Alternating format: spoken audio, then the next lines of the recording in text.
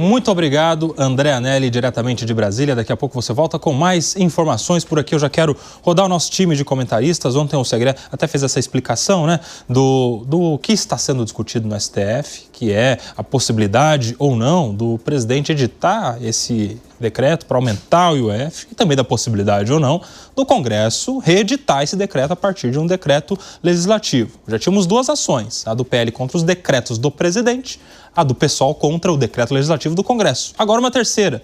3 ações que vão ser julgadas conjuntamente, Segré. Uma terceira ação do Jorge Messias, advogado-geral da União, pedindo que o decreto do presidente seja considerado válido, constitucional. Qual a expectativa para esse julgamento? Como você vê a iniciativa do Jorge Messias de ajuizar essa ação? O Jorge Messias tem que fazer o seu trabalho. Enquanto a isso, não temos dúvidas. Está certo. Ele tem que ir e acionar o STF para tentar reverter a posição do Congresso.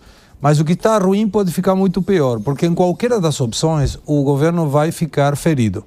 Se, porventura, o STF, cuja relatoria ficou com o ministro Alexandre de Moraes, der razão ao que o governo está querendo, ou seja, derruba o PDL do Congresso, está valendo o IOF, à luz da sociedade, vai ficar como que, quando o governo perde alguma ação, vai e bate a porta do STF. E o STF acolhe as dores do governo e resolve por ele. Ou seja, a independência dos 3 poderes não estaria funcionando. Seriam 2 poderes de um lado e um poder do outro. Um suplementar ao poder executivo, estou me referindo ao judiciário, e do outro lado, isolado, o Congresso. E esse poder legislativo, se ficar ferido e dizer, pô, peraí, você, governo, você, STF, não está permitindo que eu faça o meu trabalho, pode encrespar ainda mais os ânimos. Imaginemos, por outro lado, que seja o contrário. O STF disse, não, peraí, esse é um imposto regulatório, foi utilizado para aumentar a arrecadação, isso não é constitucional. O artigo 49, inciso 5º, permite a potestade do Congresso para reverter um decreto presidencial, anula-se o decreto presidencial, conforme o Congresso já fez, está valendo o PDL. Aí o governo vai ficar muito mais ferido, porque aí vai mostrar que não tem mais poder, que dentro do Congresso não terá mais pautas prioritárias para o governo que tenham possibilidade de ser aprovada, salvo emendas soltas e dinheiro saindo que não tem.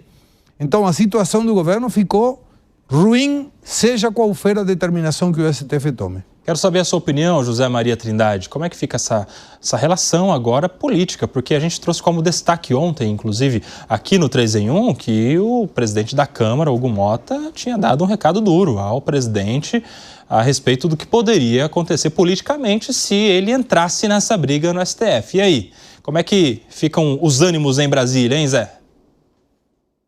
Olha, é tudo ruim, tudo. Primeiro, o mérito, né? É uma medida que não é boa. Eu estava conversando com o relator do decreto no Congresso, na Câmara dos Deputados, o Coronel Crisóstomo, e ele me explicando ali o que seria para as empresas aéreas que fazem leasing de avião, né?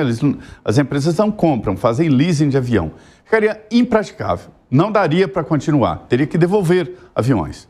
O presidente da Anfávia me disse o seguinte, que ia arrebentar com os preços dos automóveis, porque se importa muito peças e há uma troca muito grande e todas as transações incorreria o tal do IOF agigantado. E vários setores, ou seja, no mérito a medida é muito ruim. Tá, agora politicamente, foi uma trombada desnecessária. Todos avisaram. Se os ministros não avisaram, nós avisamos aqui.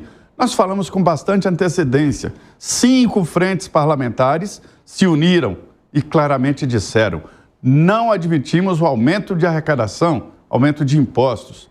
E aí foi o estupim. O presidente da Câmara, Hugo Mota, falou: não tem clima, foi a palavra que ele usou, para aprovar. E mesmo assim o governo insistiu.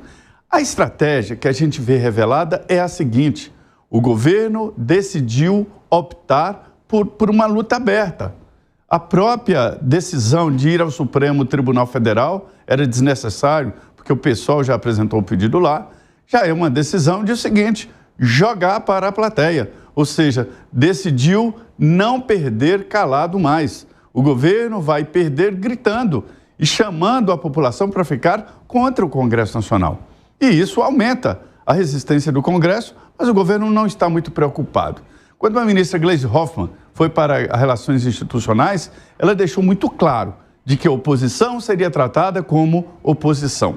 Só que agora tem um meio termo aí que o Centrão, um grupo que é simpático ao governo, está votando contra o governo e tratado como oposição. Então, assim, está tudo errado, a estratégia política está errada, o governo tem uma minoria no Congresso Nacional, domina ali 150 dos 513 deputados. É muito pouco, né? Então, agora o governo decidiu o seguinte, colocar as teses, o Congresso derruba e aí fala, olha lá, que povo mau, está contra os pobres, defendendo os ricos. Esse não é um discurso que pode dar certo. Fragiliza o presidente da Câmara, deputado Hugo Mota, que evidentemente terá que reagir, né? Ele não é aquela oposição raiz, né, de uma direita mais abnegada, e ele poderia muito bem contribuir com o governo. Então, é uma estratégia suicida, mas é o que está claro e está evidente aí nesse processo. Chama muito atenção, senhor Alan Gani, a frase do ministro da Advocacia Geral da União, que está aqui embaixo, ó. O Congresso violou a separação dos poderes.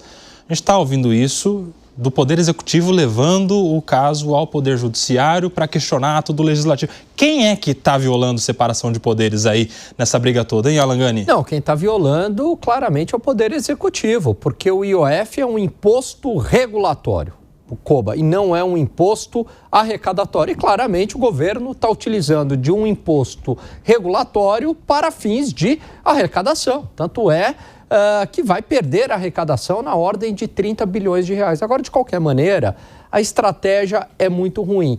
Caso o Supremo volte com o IOF politicamente para o governo, seria muito ruim. O governo já tem uma imagem de fazer um ajuste fiscal apenas pelo lado da arrecadação.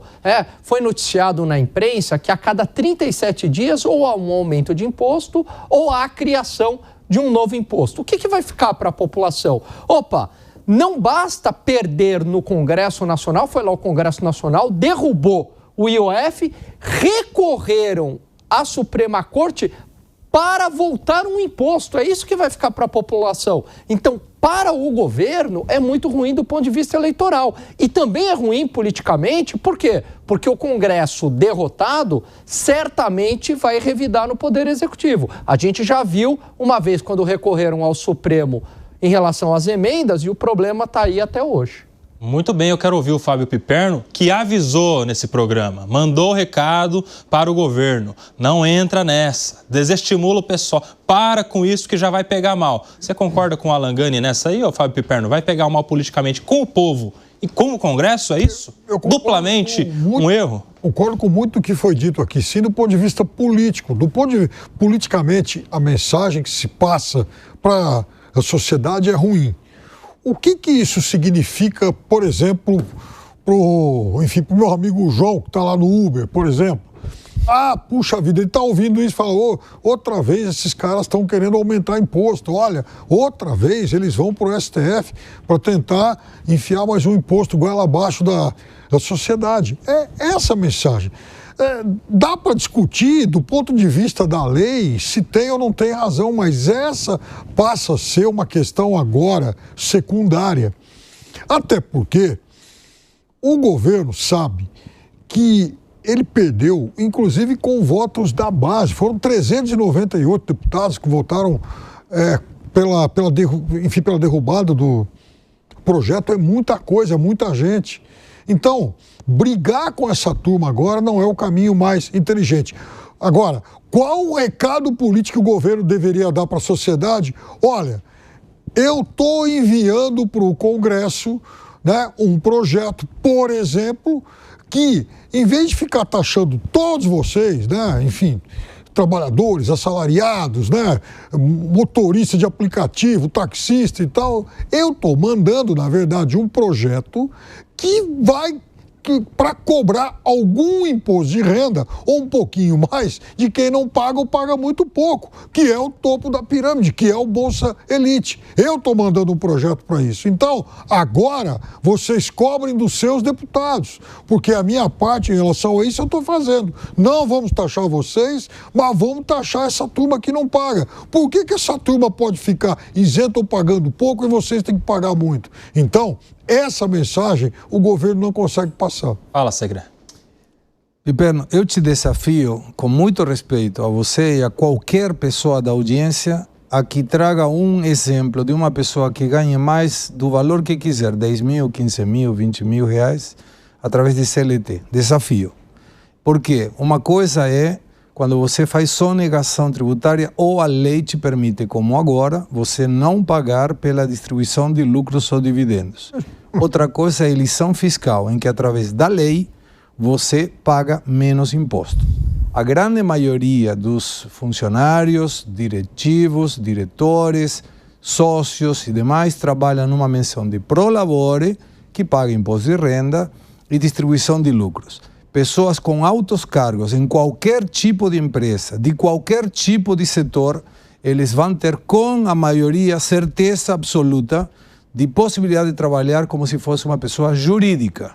E dentro dessa pessoa jurídica, tanto é assim que o próprio STF, na menção do ministro Gilmar Mendes, suspendeu todos os processos de pejotização. O que é isso? Quando alguém é contratado como uma pessoa jurídica para prestar serviço como se fosse pessoa física. E por que isso? Porque é legal. Então, se é legal, ou você muda a lei para não ser legal, ou aceita a legalidade. Então, o governo está continuando com aquela narrativa que não se sustenta para nada, dizendo que tem uma elite de que... Que elite? É o que a lei permite. Se a lei permite, é legal. E por isso é lei que permite que seja assim. Se não, então, cancela tudo, cancela a MEI, cancela Super Simples, cancela absolutamente tudo e obriga todo mundo a ser CLT. E aí, então, sim estaremos de acordo. Mas o que fazem as empresas é utilizar a lei. Se não muda a lei, é legal. Ponto final. Então, eu, se sou do governo agora, nesse momento, eu corto o que você acabou de mencionar aqui e uso isso para minha propaganda. Porque você acabou de corroborar o que eu disse e que eu gostaria que o governo fizesse. Porque em momento algum, Segre, eu disse aqui que há uma onda de sonegação. Que tem a malandragem. Mas não é que não paga. Você fala, não paga imposto. Não paga porque não tem que pagar, porque a lei disse que não é para pagar.